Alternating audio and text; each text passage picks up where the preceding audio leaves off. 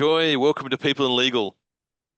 David, it's great to be here. And so shortly after seeing each other in person, what a treat. I absolutely, what a treat. I mean, it was so good to see you, and thank you for extending hospitality. We got some fantastic content shot at ILTA. I mean, what an amazing event. I mean, I just I absolutely implore anybody who's a legal tech professional to get themselves along there to it because I just think it's like I mean, the knowledge and the people, the community, it's just fantastic, and the way it's run is just so smooth and it's just such a great event. It's probably, I would say, arguably the top event globally of any legal tech event. Well, I take that as very high praise because there are a lot of great event operators in our space. And what's so wonderful is the way we also collaborate with each other. We support Mm, each other, we help each other. So it's all about the community. It's it about is.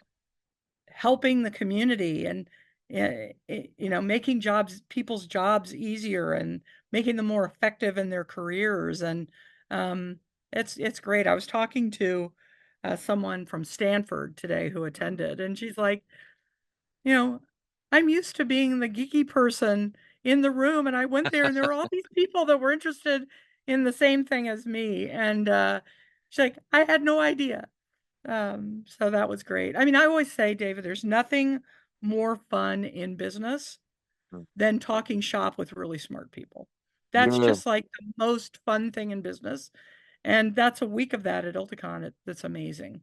It's so cool. I mean, I lost my Ulticon t-shirt. My son actually just, as soon as I got back home, my son actually ripped it off me and basically he's wandering around. So he's advertising Ulticon all around Sydney. He's got the Love green it. t-shirt on, wandering around, going to his friends' parties and things like that. The 21-year-old guy just walking around shamelessly just promoting. So yeah, you've got a walking billboard there for it. I'll take it. I'll take it. Fantastic, fantastic. Joy, I would love to delve into your career, your journey, and actually what how you got to where you got to today. I mean, you know, it would be a fantastic sort of and probably and inspiring for many people to hear sort of how you got to where you got to and your journey. So yeah, I'd love to hear it. I'm kind of an accidental technologist, if you want to know the truth.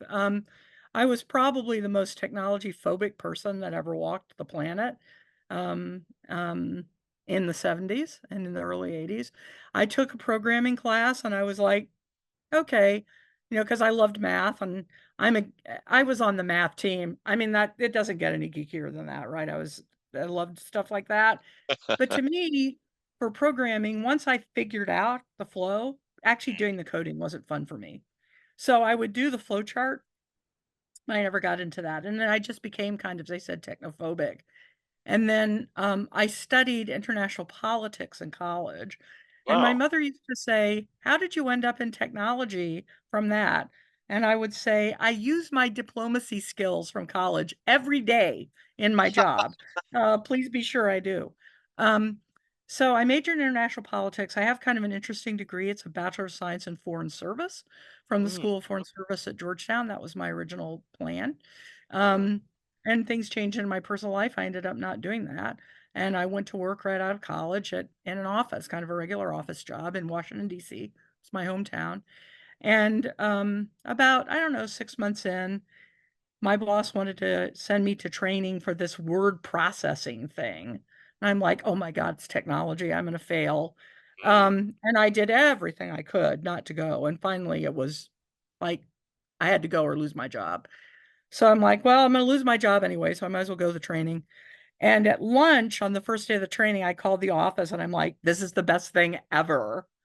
Um, and that was in 1981 into 82, Wow. um, when people don't believe there was legal tech. But one of the areas where law firms actually were always ahead was in document processing. Because Mm, if you think about what law firms make, they make documents. Um, and so there was a lot of automation early in legal. And so I spent a few years working in a office where there were a bunch of solo practitioners, and I mm. supported all of them. And then in 1986, I went to work for Sidley Austin. It was called Sidley and Austin then. It was prior to merger. It was one of the biggest law firms in the world, and it was like 600, 800 people. I mean, Wow. that was the 80s, you know. Um, and when PCs came along, so I ran word processing, had great fun with that, had the first personal computer in Sidley Austin was in my word processing department. It was Oh, an wow. IBM PC XT with a 10 meg hard drive. Like this was a I big deal see. because the IBM PCs then were mostly dual floppy drive systems. So I had one with Yeah. a hard drive in it, which was amazing. And one of our legal assistants, who was a smart guy, and I figured out how to hook it into our main word processing system so we could print on the big printer. I mean, this was a big deal in the 80s. Then in 1988, Sidley put in a computer network, which was not happening in a lot of law firms that early. Um, and in, I don't know, around 1989 or 90, one of the partners came, and some of you are old enough to remember the Word Perfect workbook with the blue butterfly on it and the gray Yep. binder. Yep. And the partner dropped those on my desk and he said, "You have 2 weeks to learn this and teach the secretaries." And I was like, okay. So I did. Amazing. Um, and I became kind of the office expert on how documents were formatted and templates, and I wrote macros and all those kinds of things. And then the IT department, which didn't exist when I started at Sidley, was formed in around 1990, and they asked me to join and move to Chicago in 1995, which I did. And I was in IT ever after that. And so I mostly worked on the application side. I ran hardware and help desk and all of that. I had a wonderful team, developers. Um, then in 2014, after 28 years at Sidley, which was an amazing experience, I Yeah. moved to Latera for a few years when it was a startup.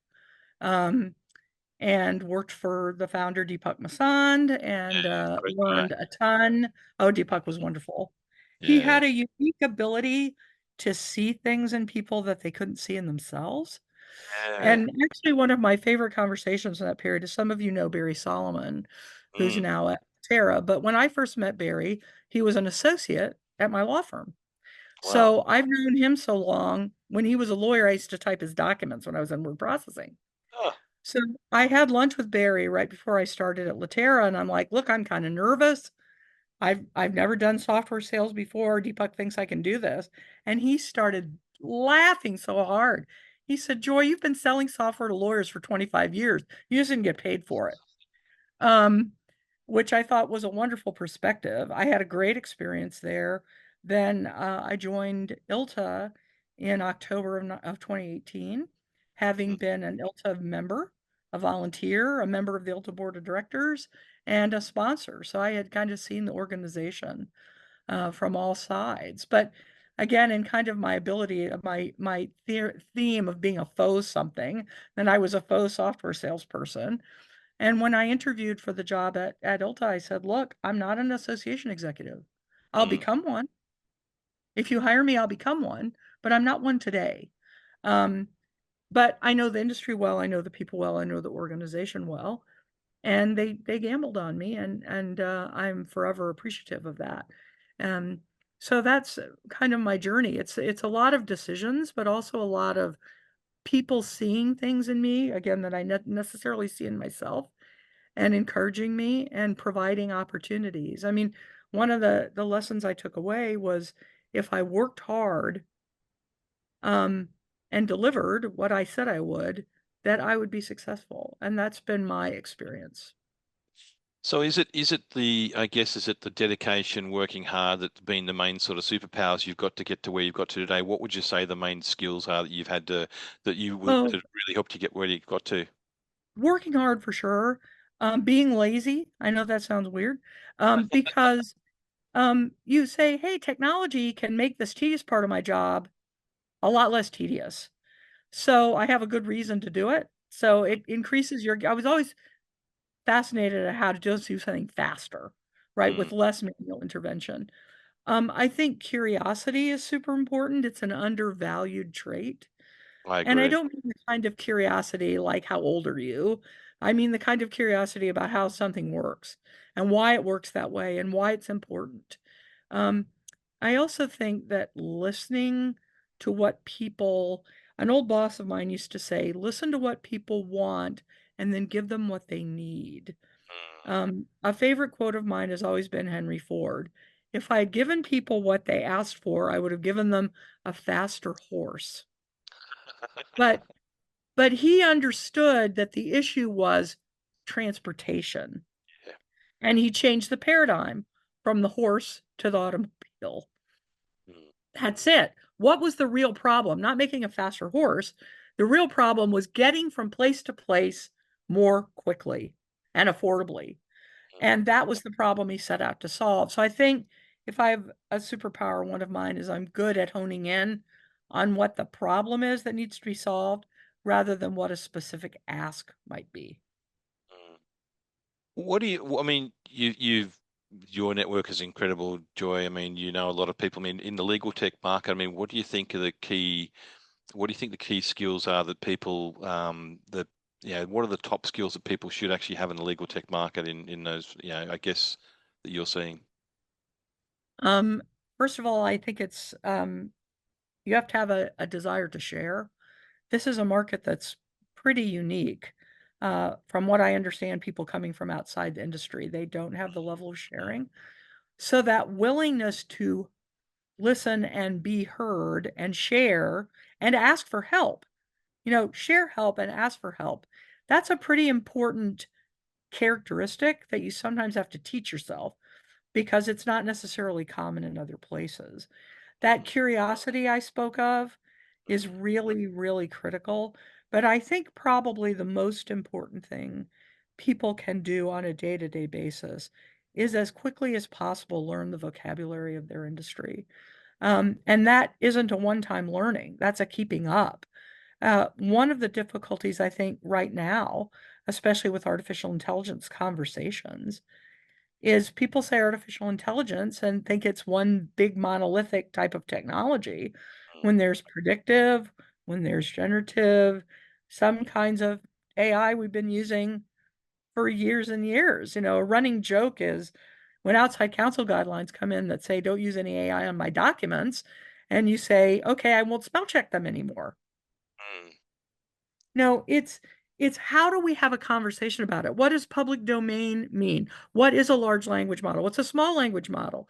What So it doesn't have to be 100 ideas, but it has to be a half a dozen or a dozen principles where we can agree on the vocabulary so that we can have a real conversation mm, about things in a meaningful way. So I think that ability to step back and say, okay, let's define our terms, let's mm, agree on the vocabulary we're going to use.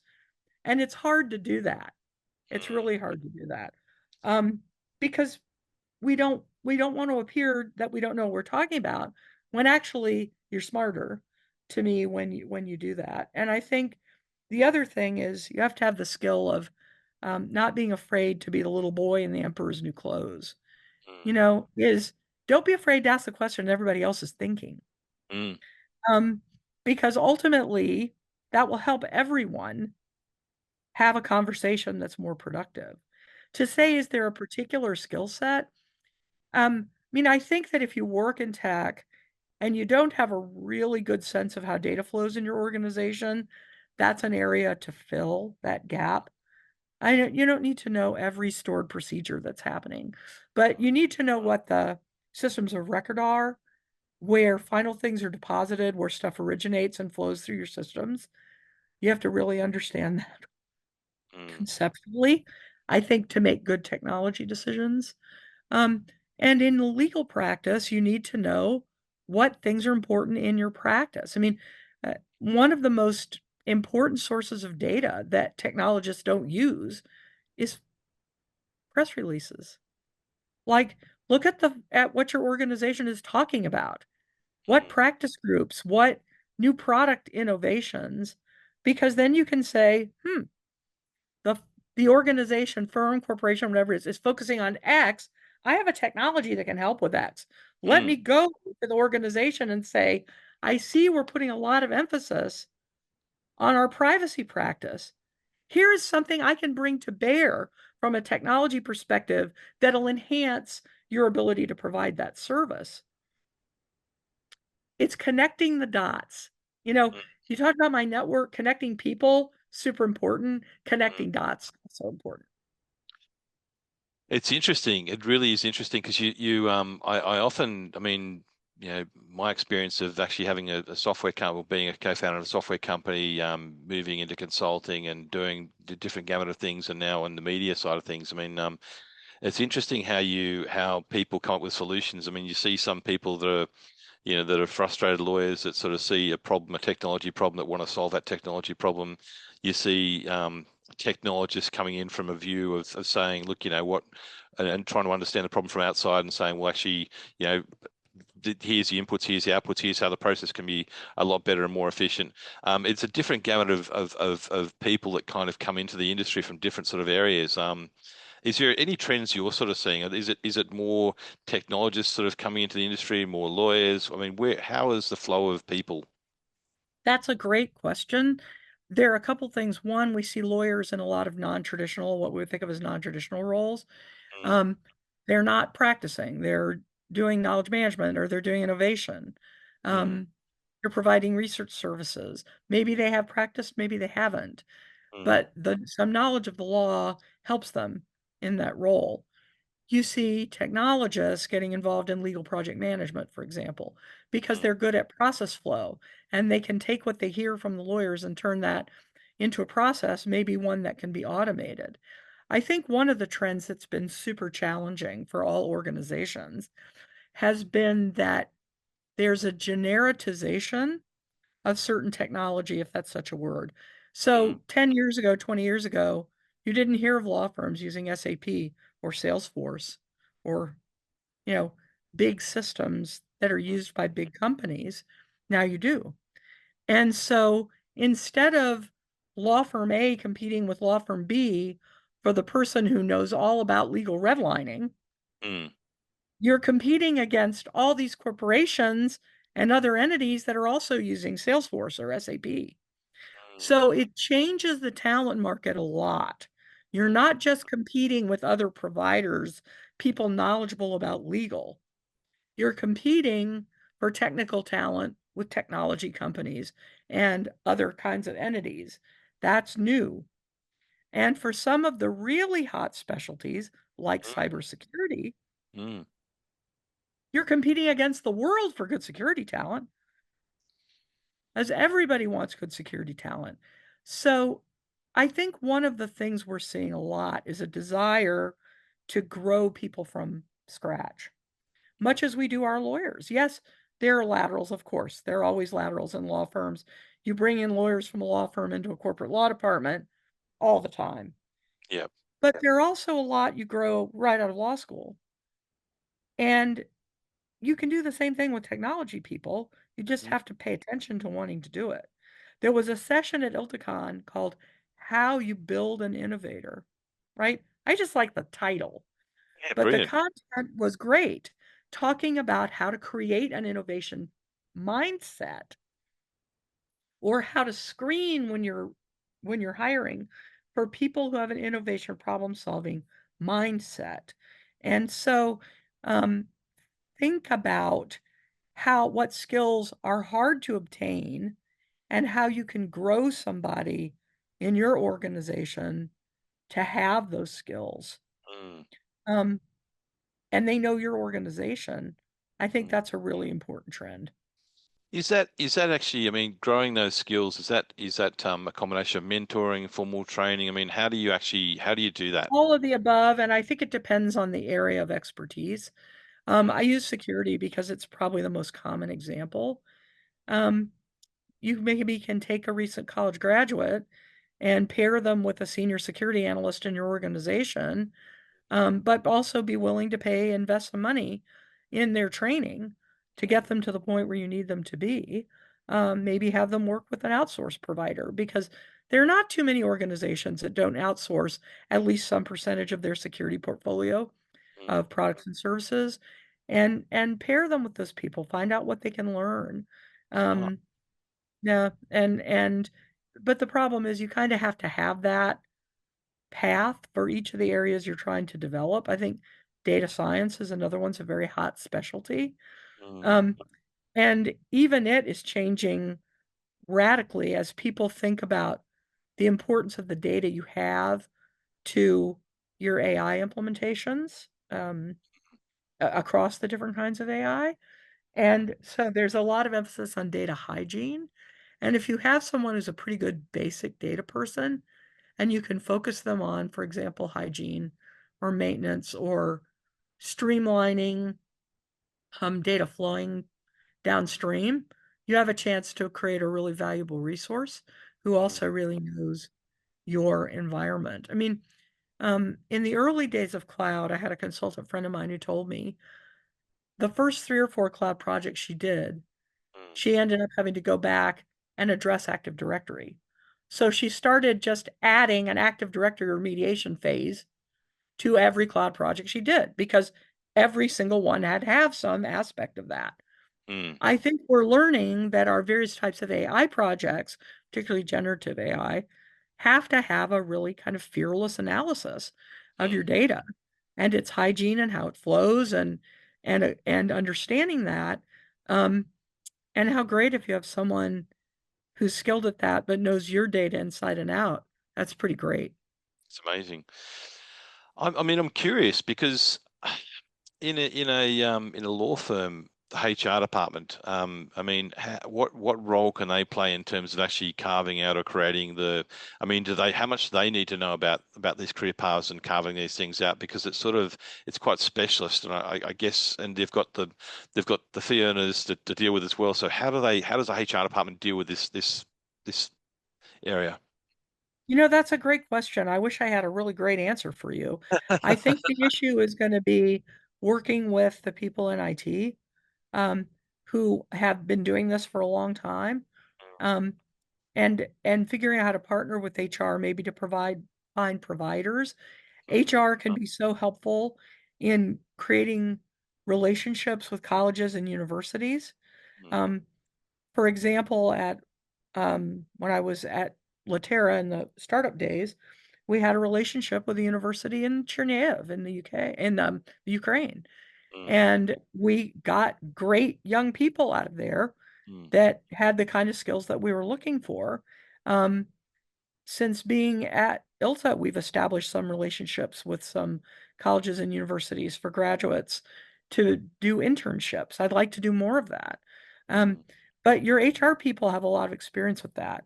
Um, and I think you have to let them do the part they're good at and let IT do the part they're good at to figure out the partnership. mm. Mm. And have you seen partnerships, I guess, where HR have partnered really well with IT to try and carve out these professional paths and grow people out? I wish I had a good example right off the top of my head. I don't. I've heard some conversations around it, Mm, but there's none particularly that jumps out. mm, But I know that that's been very effective with lawyer recruiting. mm, Um, and I think that it's a similar idea. I mean, my old firm had certain law schools that we recruited from all the time, where we knew that the kind of graduates we were going to get, what they had studied and learned, and it gave us a sense of how to bring them to partnership. Because that's mm, the idea, right? A summer associate will eventually be a partner, maybe the managing partner. And there's a path carved out there, and HR has learned how they fit in there. I think that can happen with tech too, and I'm sure it is in places that I just don't know about. yeah, yeah. I mean, we're on different sides of the world right now, and I mean, it's interesting. I mean, I was thinking as you're talking. I mean, the ideas and the knowledge and that. I mean, there's there's probably some firms out there, probably people that are legal technologists or people doing sort of varied roles in firms out there that are small, that are medium, that are all around the world and things like that. I mean, how do they how do they actually connect? How do they connect themselves into ILTA? How do they get into that network and that community? Well, one of my favorite questions, David, you threw at me. Um, First, you start at our website, you create an account, which you can do even if you're not an ILTA member. Um, Even people that aren't ILTA members have access to some of our content and our activities because we try to support the community. If you're part of an organization that's eligible to be an ILTA member, so a corporate law department, law firm, law society, court system, bar association, not for profit, providing legal aid, those kinds of things, then your organization can become a member of ILTA, which allows everybody in your organization to participate. You don't pay by each person doesn't pay. The entity pays once, everybody who wants to participate can. Amazing. And you can find virtual meetings, you can find in-person meetings that may be in your area. I was on a call today where we were planning an in-person meeting in Milan next spring. We Wow. just announced today a virtual meeting for our members in Africa, um, Amazing. who want to get together and talk about their specific issues. We had a fantastic event earlier this year in Costa Rica, Mm, at the Bar Association for Costa Rica. Um, but there's also webinars and podcasts and blogs and deep mm, dive articles.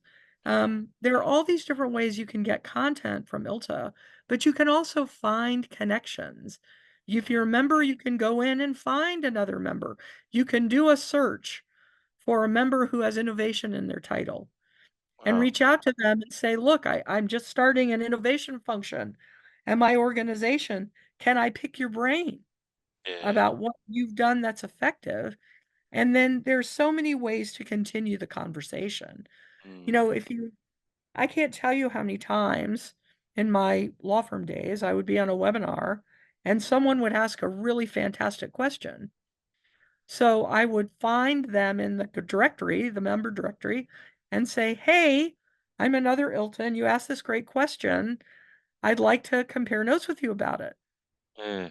Um, and so content becomes a gateway to creating amazing connections. And one Mm, of the things I'm really proud of in my career is I can say honestly that they're not, I mean, too many major cities, if any, in the United States and a lot around the world where I couldn't go and know someone well enough, not just to have lunch, but maybe to stay at their house. amazing. Um, and it's a level of friendship and connection. Mm, Um, I think I was saying earlier, either before we started recording or in the recording, mm, there is nothing more fun at work than talking shop with smart people. It's simply the absolutely. funnest thing there is at work. Yeah. Um, and that's what ILTA is. It's talking shop with really smart people, whether they're law firms, law departments, whether they're business partners, consultants, um, they all contribute to the community conversation. Yeah, it does, and it's interesting on the community. I mean, where do you think I mean, where would you like to grow the communities? Like, where are the countries that could participate more? Where could there be more sort of coverage and more contribution? Yeah, it's a great question. Uh, Historically, um, we have been hampered by language barriers. That Mm, just simply isn't the case to the extent it was. Is mm, English is the language of technology by and large, first of all. So a mm, lot of English speakers, but there's so many great translation tools, even in our webinar platforms, that mm, people can get closed captioning in their native language. mm, Um, that language is just much less of a barrier. That being said, we've tended to focus on areas where English is very common. mm, So, Northern Europe, for example, the Nordics, um, Netherlands, mm, Germany, certainly the UK and Ireland, um, Australia, New Zealand, mm. um, certain areas in APEC. We have quite a few members. Hong Kong, Singapore are Yeah. participants from that area. Actually, a surprising number from Japan, where Wow. language is a big barrier, actually. Mm, But I think the translation really helps. We mm, also have been looking at the really large economies for legal mm. services. Like a lot of people don't realize what a huge legal economy Brazil has. Yeah, Brazil is in the handful of countries who have over 1 million practicing lawyers that's incredible. and is the fourth or fifth largest legal economy in the world. Amazing. Um, Yeah, amazing. and so we want to go where we can reach the most people and be the most help, but also where we can learn. Like one of the Mm, things I've learned from our colleagues in Brazil, they have a huge backlog of civil cases that they're working really hard to resolve using technology. And one of the reasons that the backlog got so great is it's such a geographically large country with so many areas that are difficult to access. Mm. Um, that and they've had a largely paper-based court system Oh, that they're aggressively moving to digitize so they can move through their backlog of cases. Um, um, so I think it's areas where language is less of a barrier, where there's some culture around sharing, because mm. that's hard in certain cultures. The sharing is not so common or pervasive. Yeah. Um, and where we can find, probably the key, David, is where we can find a champion, Mm. because you really need an evangelist. You Yeah. just do. Who's in that time zone or speaks that language natively or Mm. knows enough people to bring a critical mass together. Because Mm. one of the things we realize is, as amazing as ILTACON is, and ILTACON Europe, and all the events we do, our event in Milan and Costa Rica, Mm. 90% of our members will never get to go to ILTACON or ILTACON Europe. Wow. And we have to find ways for them to make meaningful connections Mm. as well as get meaningful digital content. I mean, yeah, and this is an interesting one. If I'm working in a firm and I basically wanted to get to Ilticon, I mean, how do you, I mean, how could they, I guess, how could they justify, how could they build a business case to sort of do that? We put a lot of materials together on that every year to Mm. help people build the business case. Like, you're a trainer, you want to build a business case. You're a data scientist, you want to build a business case. Fantastic. Um, but we also have a scholarship program that we're really proud of. Um, Excellent. and it's allowed some people who might not otherwise have the opportunity to come. And it's a member benefit. So maybe you're a mid-sized law firm, you have Mm. an up and coming person you think is future leader of your organization, but Mm. they're not quite in the tier to make the cut, so to say. Mm. Um, but if they apply for a scholarship and get it, it doesn't just pay for the registration, it pays for the travel and the hotel too. That's amazing. So that gives people the opportunity that otherwise wouldn't. And I see that as amazing way for us to give back to our members too in developing their talent. Mm. Yeah, no, look, I think that's just I think that's incredible. I think that's a really amazing scheme you've got there.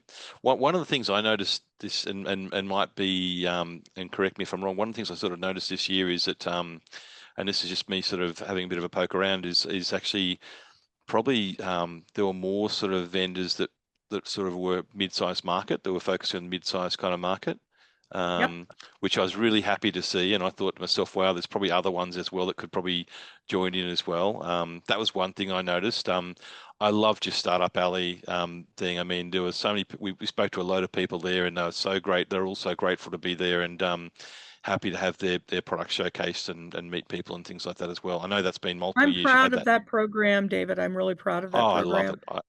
Um, and we actually changed the selection criteria a bit this year, or the method, Mm, because the program has grown in popularity until I mm, had double the number of applicants and we had spots. So what we did is got some volunteers, some CIOs, and we had them vet the applications. And from the standpoint of, I want to hear from these people. They're a potential disruptor. They're filling a gap in the market. They're providing competition in an area that doesn't have enough competition. But mm, it was the CIOs saying, here are the companies I want to talk to. mm, And so I think we had exactly the right people in mm, the startup area. mm, And I was glad we were also able to support them. We're looking at what we can do in the future. One of the things that we're planning, and we don't have it all fleshed out yet, is I call it a step-up program or a graduation mm, program, where mm, people, startups, have a year two mm, um, to be at still a reduced level of entry. If mm, they're not then kind of grown up enough by year three, mm. um, then, but it's giving them a couple of years to grow to critical mass. Oh, I love that And, idea. again, it's a way to help bring new entrants into the market. And Mm, interestingly enough, our longtime exhibitors welcome the startup alley mm, because it brings traffic into the exhibit hall. mm. Um, and it lets them see what people are interested in that's new and shiny. I love that you actually using I guess like experts and members of the community to kind of like cull through it because as well it sort of it actually validates the idea and the people that are there have got really really good. It's not just another X or Y product. There's actually a real need that it's making.